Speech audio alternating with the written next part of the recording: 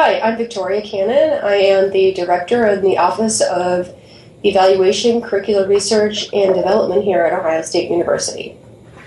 That's great, Victoria. Thanks very much for giving us the time to have a talk and really sort of give some ideas to some of our delegates that are at the conference today. I thought, the first kind of question would be choosing to move to mobile assessment is a big decision. What were the key reasons that you wanted to change, and why was that? Well, the primary reason is that our process has been on paper, and we wanted to get that off paper to an electronic version of that for a couple of reasons. One, for greater compliance and tracking, so we knew what was being completed by who and what wasn't. And then also for ease on the coordinators for having to collect that information and collate it. And so we're trying to go paperless as much as we can. So this was one of those opportunities. That's great. And I suppose a little bit of standardization as well comes in, doesn't it, really, with it having something like a tool like this, so that you can actually measure the competencies of the students and so on. Yeah, exactly. Yeah, so we've, in addition to being able to use this tool, we're able to now say, here are our standard questions for physical exam or history taking or communications and things like that. So now everyone across the different programs will be using the same questions, so we can report across all of the institution and not just by program or department. Yeah, that sounds good. How did you go about creating the business case? Do you have any advice to offer our delegates at all? Let's see. So the business case kind of made itself in terms of we knew we needed to find a solution that allowed us to do these observations in real time, but also being able to do it offline, because a lot of the times people will not have an internet connection. And so the reason the paper forms worked in those scenarios is because you don't need an internet connection. So we knew we needed that, and we also launched a new curriculum here called our Lead Serve Inspire curriculum. And with that, we were able to say, to make a justification to the administration that we needed to make an investment in technology to make this successful, because our new curriculum is very much competency-based, and having a tool that allows us to assess students against competencies is going to be key in demonstrating the success of our curriculum. That sounds good. Well, we're really pleased that you chose MyKnowledgeMap to provide the solution you wanted. And we realise it's early days yet, but how have you found working with a provider who's not based in the US or even local, to the university? It's actually been really great. We have weekly calls with our pilot team, and there's always at least one representative from MyKnowledgeMap on the call, sometimes up to 3. And then in between, having regular emails and phone calls as needed. Skype has been really awesome, just to be able to talk with Steve and Tom Holland at any time when we're having questions or issues. So it's been really great. It doesn't feel as if that you guys are that far away, because you're just a fingertip away or keyboard away. That's really kind of you. This last question hints at what makes a perfect supplier. So could you give us some views on what you think a perfect supplier should be able to do? Well, perfect supplier would do whatever I wanted.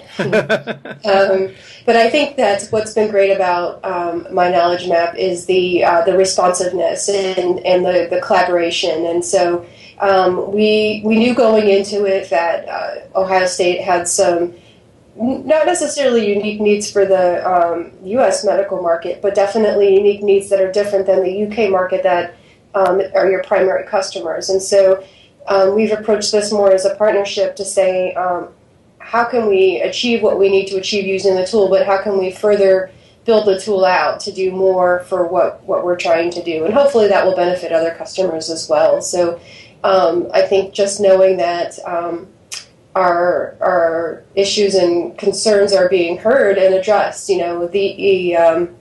May release that's coming up includes a couple of things that we asked for. So we were very pleasantly surprised that we were able to get something that quickly into the roadmap. That's great. I mean, we really liked working closely with a customer, and partnership is a really good word, I think, because it's in all our interest to get it right, isn't it, really? Yeah. Yeah. We've been really impressed by the way you've included us in the pilots that you've been running.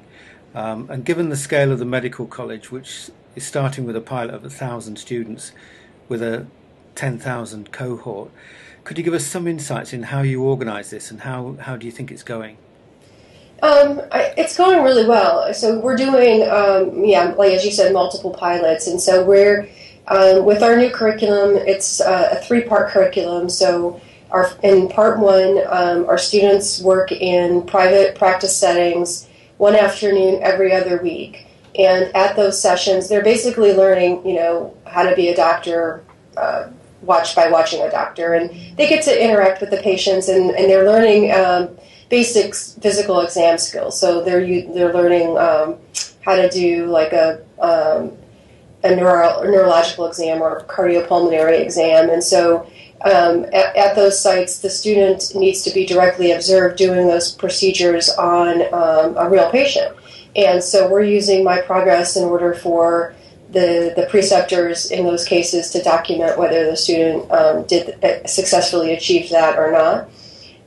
And so that's one of our pilots. The other pilot we're doing is for our Part 2 clerkships, and we're doing each of them differently just to try out the tool and try out different ways of using it to figure out which way we want to standardize when we go live in June.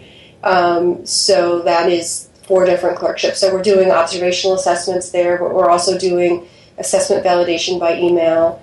And then the last pilot we're doing is with our ultrasound group, where the students are in this advanced competency to learn ultrasound skills across different disciplines. And so part of that is for them to kind of build a portfolio of their best images and then be able to reflect on them and share them with preceptors. And so that one's also going well. And so we've had multiple calls with the Myprogress team in terms of how do you set up these different deployments, and what are our different options, and what are the best practices and things like that. So overall, I think it's going really well. There's a lot to sort of keep track of, but with all the people involved, it's been great. Okay, and could you the preceptor role is something that's completely new to us in the UK, really. Could you just explain what that is? It sounds like an observational role, isn't it? Yeah, so a preceptor is a faculty member, but it's somebody who works with this. It's not necessarily a full-time faculty member at Ohio State, so they're basically out at their own practices. So think of it as a primary care doctor, and that person has agreed to take on a student through this preceptorship program, and basically they start off kind of shadowing. And then over time, especially as their skills and knowledge grows, and their confidence, as well as the preceptor's confidence in them, they get more and more responsibility in those settings. And so those folks are, they're assigned. We know what the relationship is between the student and the preceptor. It's an ongoing longitudinal relationship. And so we can set up the observational assessment for those cases because we know both players in the relationship. Does that answer your question? Yeah, it does actually. It explains it really well actually. Have you had any kind of resistance to change, and can you give us some insights into how you've managed this? We have had some resistance in terms of why should I use a tool, this electronic tool, when my paper one works fine, or especially on the faculty side, not necessarily wanting to use technology. And so we've handled those kind of on a case-by-case basis. And for example, one of our pilots is the pediatrics clerkship. And we have 3 faculty that are in that pilot with 20 students. So one of the things I'm going to be doing later this week is actually driving out to their sites, their offices, getting the iPad set up for them, getting them an Apple ID because they don't have one and they don't know how to create one, and then downloading the app and then showing them how to use it. And so really it's kind of, with folks like that are sort of, I would say, technophobes, it's really holding their hand through that process. And then the other part of that, the whole thing, is to help people understand the value of using a tool and standardizing it, and so that it makes it much easier for us to determine whether our students are meeting their competencies, because we can track them electronically and we can see real time how they're doing and see real time if anyone is struggling, and then be able to step in and do a remediation or some kind of intervention with the student to make sure that they are on track. Yeah, that sounds great. Are there any kind of best practice ideas and lessons learned that you'd like to share with us? Well, I say one of the things we're discovering during the pilot is how do you want to set the system up. So we have been working in the demo site, and very soon we'll be moving over to production. And so what we're doing is figuring out what our best practices are in terms of naming conventions for cohorts or forms or questions, and also in what scenarios would you use the different deployment options and things like that. So I think it's a really good practice to think through your organizational structure and how you build your cohorts before you start building them in production, just to make sure that it's clean and it's what you want. And I think the other thing that's been a good practice for us is the team that we have, that is our pilot team. We have representatives from all the different clerkships. We have the academic program director. We have our evaluation and assessment team. So you have all those different points of view coming together to help determine what makes sense. And then when everybody's in the same room, they're more inclined to build consensus and work together and go for that standardization, as opposed to trying to do things differently by each different clerkship or program. Yeah, I think we've witnessed that as well with sitting in on some of the weekly meetings, because you've got a real feeling of teamwork, I think, that's going on with the pilots. And I think it is best practice, the fact that you're using what was originally the demo site and everything to practice in, so that people can make mistakes and everything before they actually go onto what you call the production site. Right. Because I think that's essential, really. But faculties have kind of many diverse needs, and you've already mentioned about paediatrics and so on. Could you describe some of these differences and how Myprogress meets those needs? Is it flexible enough for each one of the faculties? Yeah, it's definitely flexible. So we're using the tool, I think, as in as many ways as is possible. So we have performance logs, we have checklists, we have direct observation forms, and so and we're using the different question types as well, depending upon the devices people are using, so that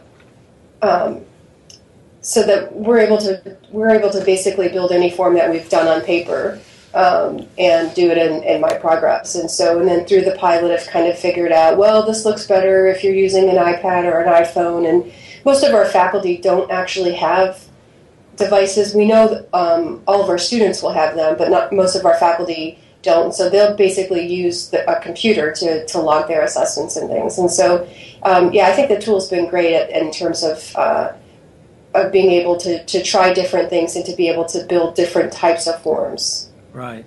And you mentioned devices. I think you do have plans to purchase devices, don't you, as well? I think you're in quite a lucky kind of situation in that, compared to some of the UK universities where they might struggle for that. But is that a general kind of plan, to actually provide devices? Yeah, so that was one of the decisions we made with the launch of our new curriculum, is that our curriculum needs to be sort of an anytime, anywhere, students can learn and access content and things like that. So every student, every Med 1 coming in gets an iPad, and then when they start their third year in Part 2, that gets swapped out for an iPad mini, because that fits better in their lab coats. And so we know going into this pilot that every student has an iPad, an iOS device, and so that they can then complete the forms and use the tool. And so that's why some of the assessments that we're doing are we're considering student-driven, where the student has the device, they open up the app, and then hand it over to the preceptor, and the preceptor completes the evaluation about them. And how about when they're actually using these devices in emplacement organisations? Do they tend to view the smart devices as positive, or do you have to sort of manage that change? That also is a sort of depends on the different sites. So we have some sites that have been pretty resistant to students using their devices when the patient's in the room. And in those cases, we accommodate that, and so we ask the student to log whatever they're doing later, or the preceptor to do it later. And in some cases, we have like the VA, the Veterans Administration, and in their environment, they're really restrictive in terms of what devices you can bring in, and with devices what you can access. And so with those, we need to go and work with their IT department, and the application needs to be signed off on as being secure, and students have to sign like a document that indicates that they will not film a patient encounter or anything like that. And so in those cases, we're able to ultimately get through. It just takes a little bit more work. Yeah, okay. User input to our development is really important for our development roadmap. And I know you've already mentioned that some of the things that you wanted have been are ready for the new version. So, can you give us some specific examples of what you'd really like to see in Myprogress in the near future? Yeah, we have a whole set of enhancements that we've submitted and worked through, and I think the number one priority would be for us to have the assessments have it be an observational assessment, but student driven in the sense that the student has it on their app and hands the device over to the faculty member.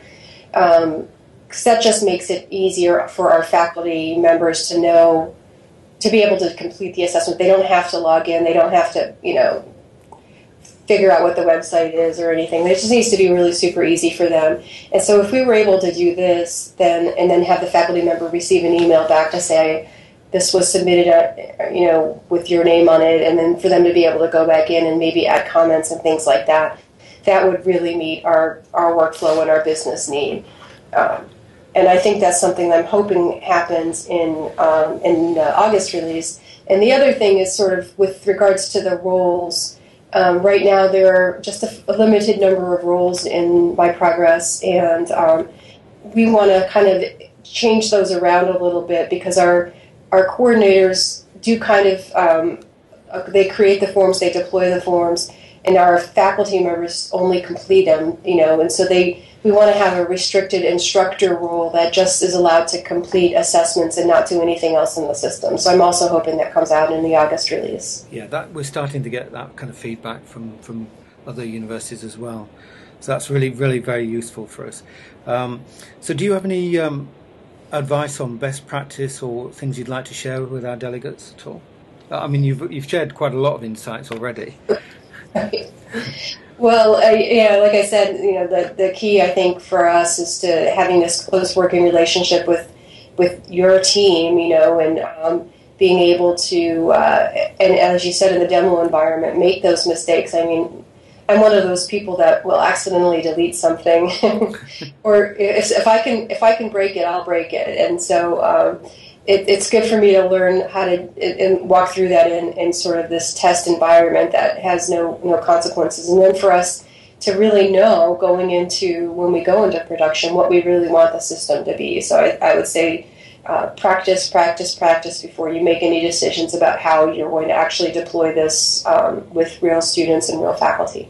That's great advice. I really like that. It's probably too early yet, but have you had any feedback from students at all? Because you've been working a lot with faculty, haven't you? Yeah, we've worked with a few students in some of these pilots, and the only feedback we've got from them so far is that the forms that we're creating are too long, and And I think, and we're going to make some changes because of that. So we have forms that are that have a combined medical history, physical exam, and then like a communication plan. And there are 3 different parts. And so what we're finding is that in real life, the preceptor is only going to do one of those 3 things at any given time. And so we're kind of shortening those forms and creating 3 separate forms for those. And so it's not so overwhelming that they feel like they have to get through so many things in one setting. And the other thing is that we've added like a not observed category so that they don't have to say yes or no that the student did or did not do it. If it wasn't part of the procedure, then being able to say in the system it wasn't included, it wasn't observed, it's not applicable, has been helpful for them, because they get really stressed out if they feel like there's an assessment or something that they need to do that they're not able to do or it's out of their control. So this lets them be able to choose not observed, and then they're not being dinged for not doing it. Yeah, and I suppose they can actually prepare to do it when they're ready to as well. Yeah. That's the other benefit of the forms for them, is that they, looking through the forms, they know exactly what they're supposed to do. Yeah. And at any time they could be observed. So it's kind of also a teaching instrument. Yeah, and it puts the kind of power of learning into their hands, doesn't it, really, as well, which I think is a really good discipline, isn't it, for professionalism. Yeah. Yeah. Well, we'll be finishing the conference with a panel session where we're going to ask some questions on and some topics we'd like to raise to the panel. Do you have any topics that you think we should talk about, or any ideas or questions even that you'd like answering, really? Yeah, I'd like to know how other schools are using the reflective log and maybe the gallery, and how that's working for them. So that's something we've kind of been playing around with this ultrasound pilot. But we're not investing a lot of time and energy into it, because that's kind of a nice to have. Yeah. But we do have another tool that we're using for our portfolio that we're using WordPress, and it would be nice if we could, limit the number of systems we were using. And so if I would just be interested to know like how people might be using that, and if this is a viable replacement for our existing portfolio tool. That's a really good question. Okay, well, we'll definitely put that to our panel.